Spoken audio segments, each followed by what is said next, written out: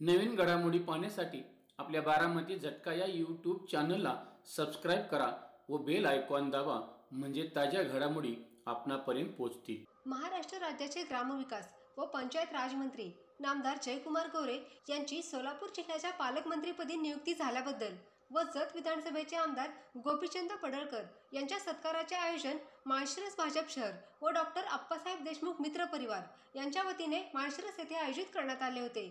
तसेच यावेळी माळशिरस नगरपंचायतीच्या विविध वाहनांचा लोकार्पण सोहळा माढा लोकसभेचे कार्यतत्पर व पाणीदार माजी खासदार रणजितसिंह नाईक निंबाळकर व भाजपा युवा मोर्चाचे राष्ट्रीय उपाध्यक्ष तथा माळशिरस विधानसभेचे लोकप्रिय दमदार माजी आमदार राम सातपुते यांच्या प्रमुख उपस्थितीत संपन्न झाला। यावेळी उपस्थित सर्व मान्यवरांचे जेसीबी मधून पुष्पवृष्टी करून हलगीच्या निनादात जंगी स्वागत करण्यात आले।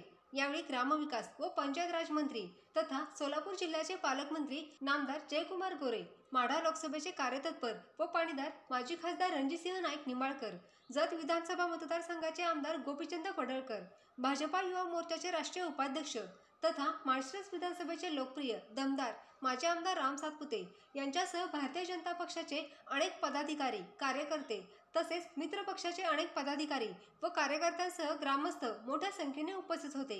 यावेळी जत विधानसभा मतदारसंघाचे आमदार गोपीचंद पडळकर बोलताना म्हणाले, ज्या महामानवामुळे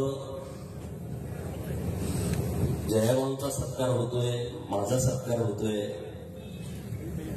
की ज्याने माणूस म्हणून जगण्याची आम्हाला संधी दिली आणि ज्या संविधानानं विधानसभेला उभा राहण्याचं जयाभाऊंना असेल, रामभाऊंना असेल, रणजितदादा निंबाळकरांना असेल किंवा मला असेल, हे संधी प्राप्त करून दिली असे विश्वरत्न, महामानव, भारतरत्न, पद्मसूर्य डॉक्टर बाबासाहेब आंबेडकर साहेबांना मी सर्वप्रथम अभिवादन करतो।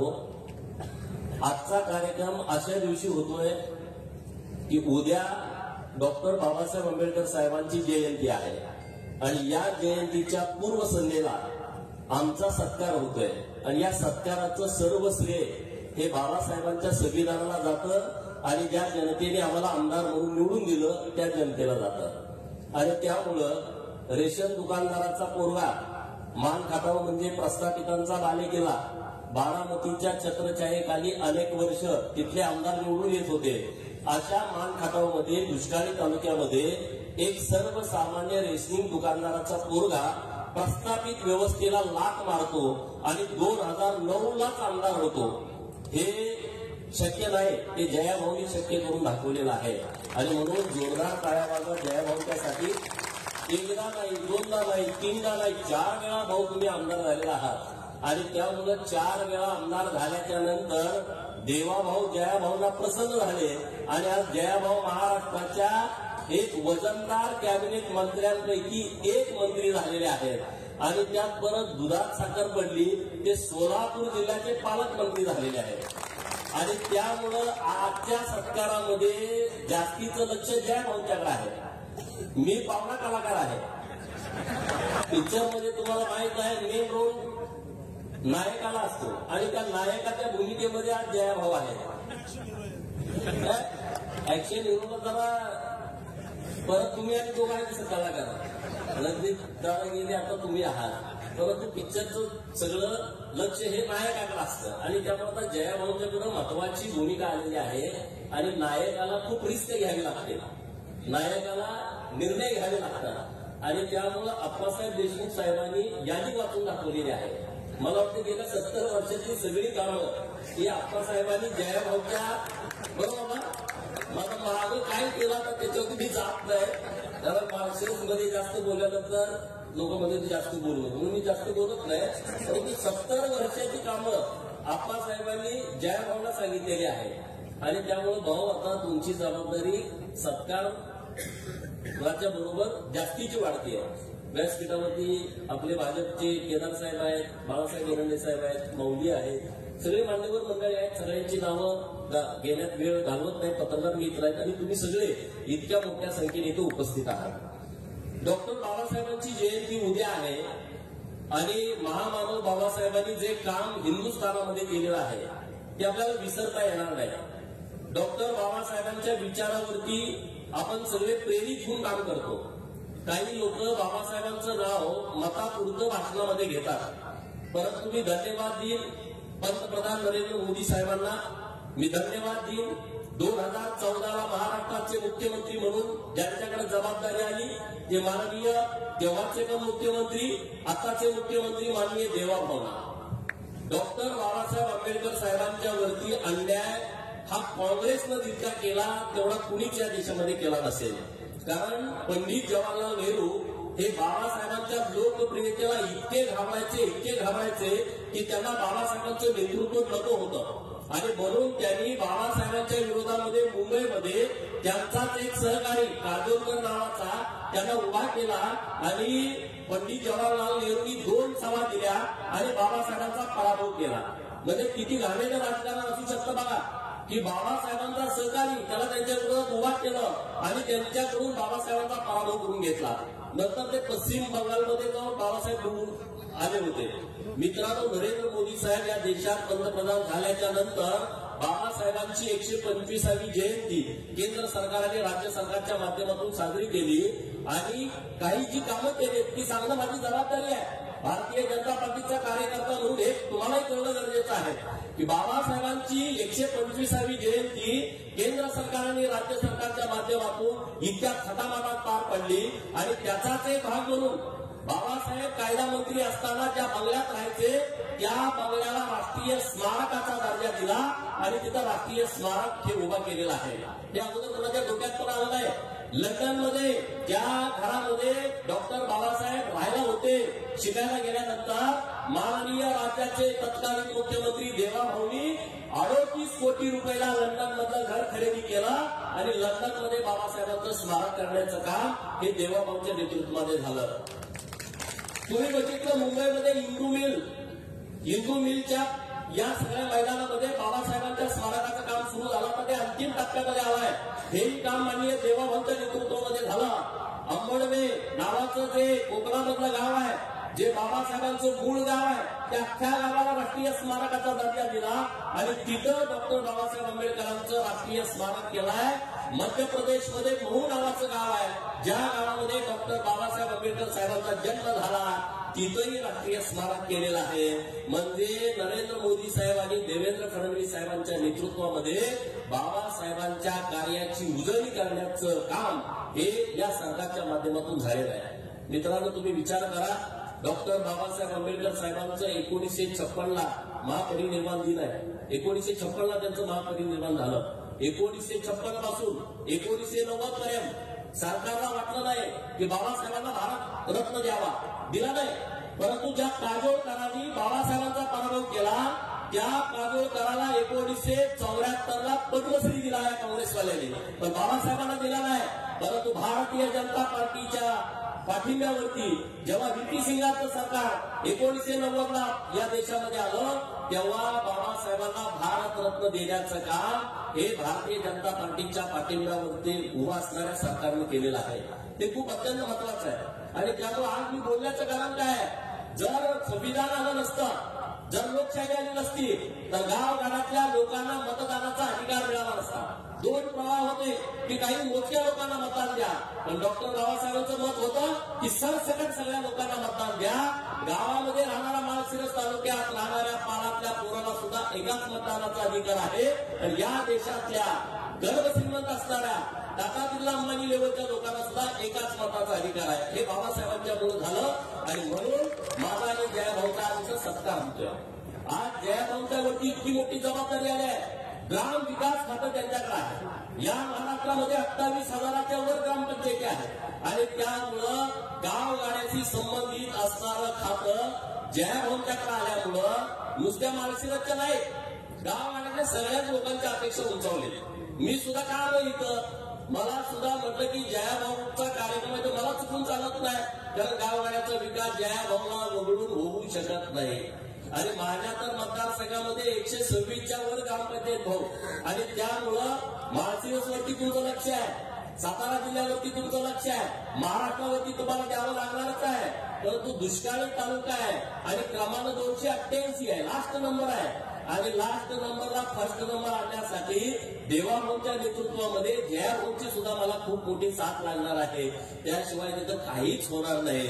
त्यामुळं माळशिरसकरांनी जो सत्कार ठेवलाय त्यामध्ये भाऊंना माझी सुद्धा हात जोडून विनंती आहे.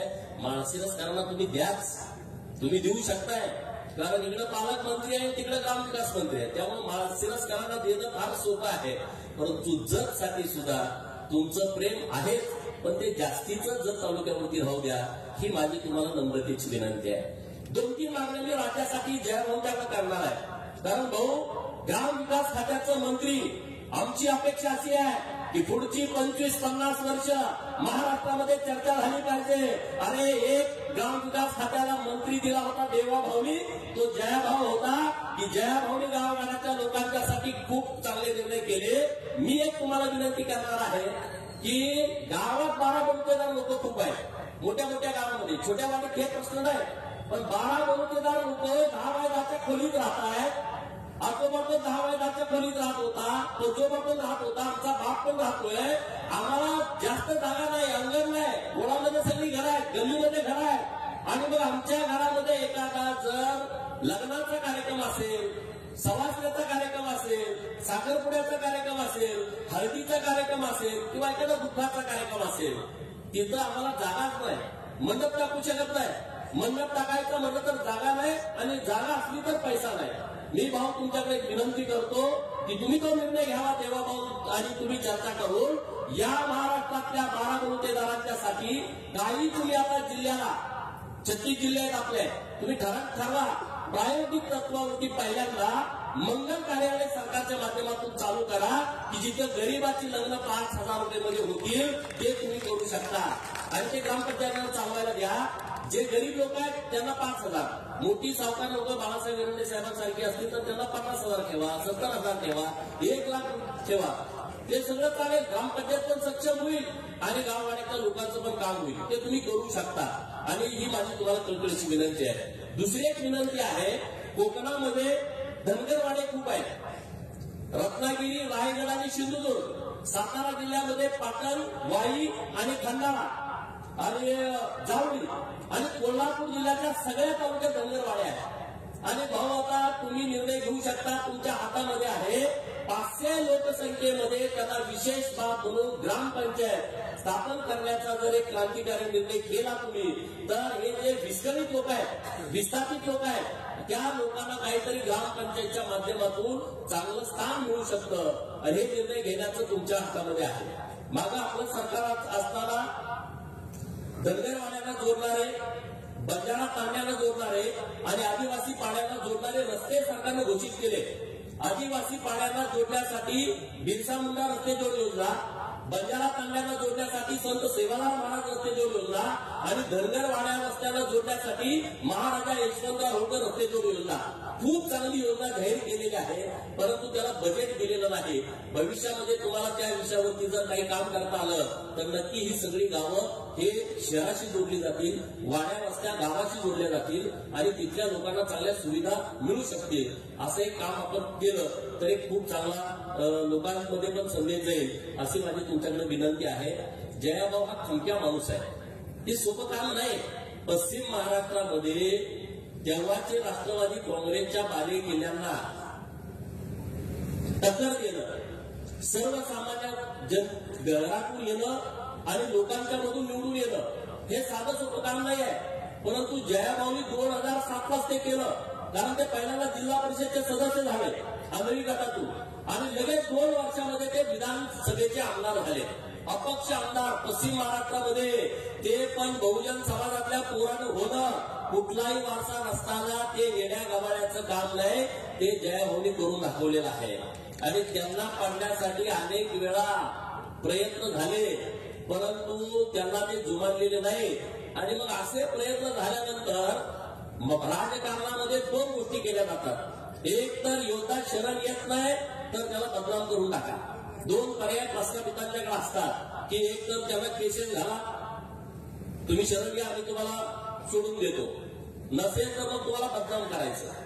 तुम्ही बघितलं मागच्या महिन्यात भाऊला बदनाम करण्याचा प्रयत्न केला अरे परंतु या महाराष्ट्रातली जनता उघड्या डोळ्यांनी बघतीये आणि भाऊच्या सोबत आमच्यासारखे सहकारी आहे. छातीचा कोट करायला आम्ही तयार आहे. भाऊ तुम्ही बिनधास्त लोकांची कामं करत राहा.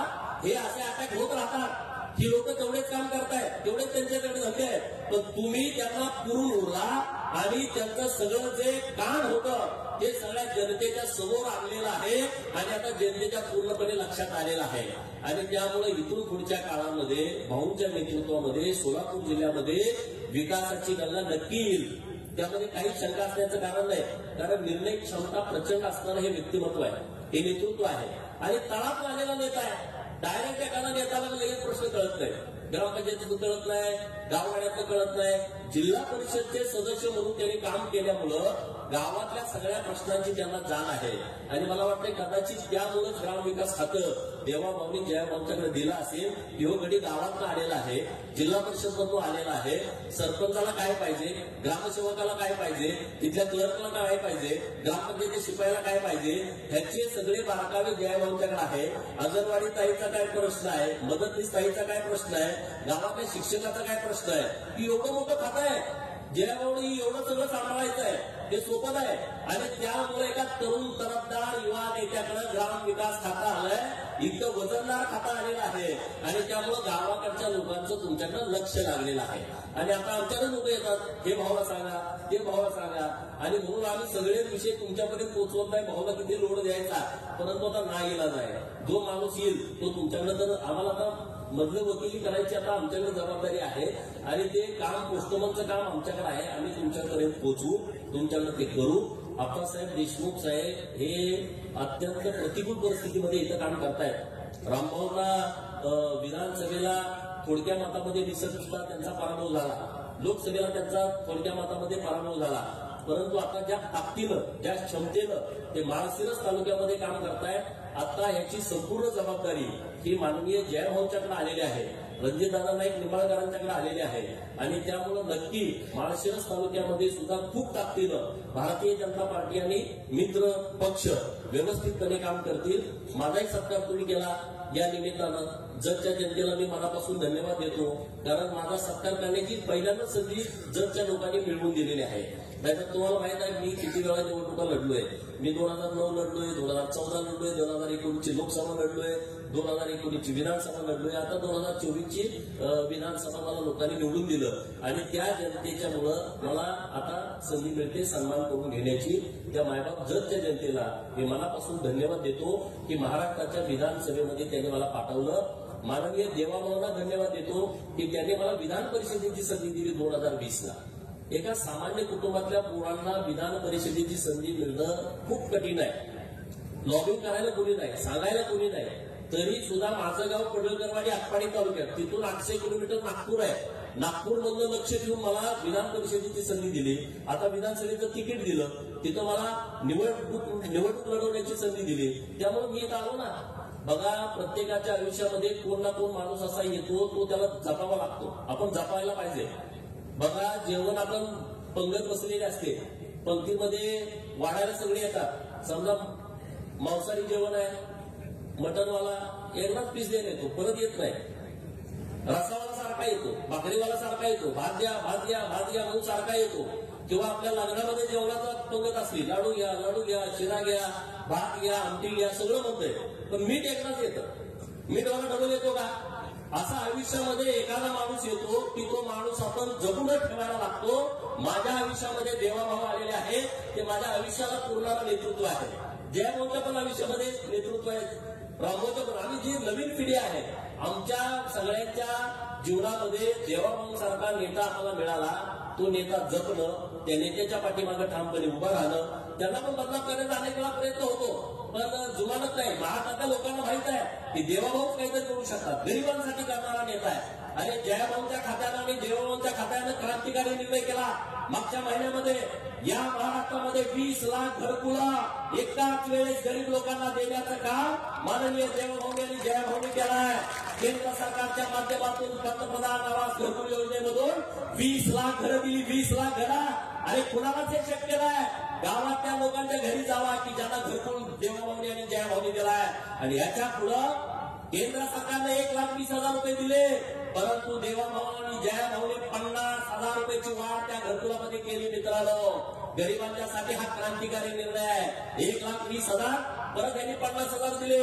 26,000 रुपये रोजगार हमीतून, 12,000 रुपये शौचालयाचे, 2,08,000 रुपये हे घरकुलासाठी जयभाऊनी दिलेले आहेत. जोरदार टाळ्या वाजवून देवाभाऊचं आणि जयभाऊंचं तुम्ही अभिनंदन केलं पाहिजे. कुणी गरिबांची बाजू घेतली? कोण बोललं होतं? कुणी निवेदन दिलं? कुणी आंदोलन केलं का?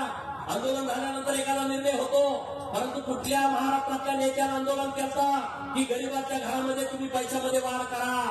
हे जाण असणारे नेते आहेत देवाभाऊ.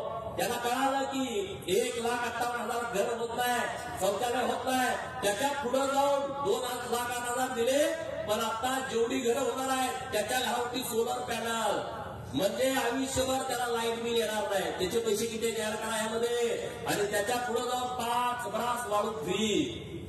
ट्रॅक्टरवाल्यानो तुमच्यासाठी नाही, ते घरकुलवाल्यांसाठी आहे. हे जयाभाऊनी केलंय, हे देवाभाऊनी केलंय. सांगण्यासारखं खूप गोष्टी आहे, परंतु गरिबासाठी काम करणारी ही नेते मंडळी आहे. यांच्या पाठीमागे आपण राहूया. रामभाऊ, तुम्ही सुद्धा खूप चांगल्या पद्धतीने काम करताय, ताकदीनं काम करताय. आम्ही सगळेजण तुमच्या सोबत आहोत. एवढंच या निमित्तानं बोलतो. माझा सन्मान केला, जयभाऊंचा सन्मान केला, त्याबद्दल आप्पासाहेबांचं मी मनापासून आभार व्यक्त करतो. मला जयभाऊ कानात म्हटले, आप्पासाहेब दिसतोय साधा, पण तो साधा नाही, तो एकदम रगेलपणे काम करतोय. मी म्हणजे साधा गडे नाही म्हटले, एकदम ताकदवान आहे.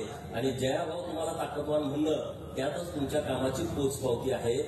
जयाभाऊ, माझी विनंती आहे, व्यासपीठावर असंख्य सहकारी आमच्या इथे बसलेले आहेत आणि त्यांच्या सगळ्यांच्या अपेक्षा तुमच्याकडून आहेत. आता मी बोलत नाही, पण ज्यांना बरं वाटावं नाही ते मला आमचं काय तुम्ही बोला ना. पण भाऊ, हे सगळे लागणारी पोरं आहेत, झगडणारी पोरं आहेत आणि तुमच्या बाजूने ठामपणे उभा राहणारी पोरं आहेत. यांच्यावरती तुम्ही लक्ष द्यावं एवढीच विनंती करतो आणि थांबतो. जय हिंद, जय महाराष्ट्र.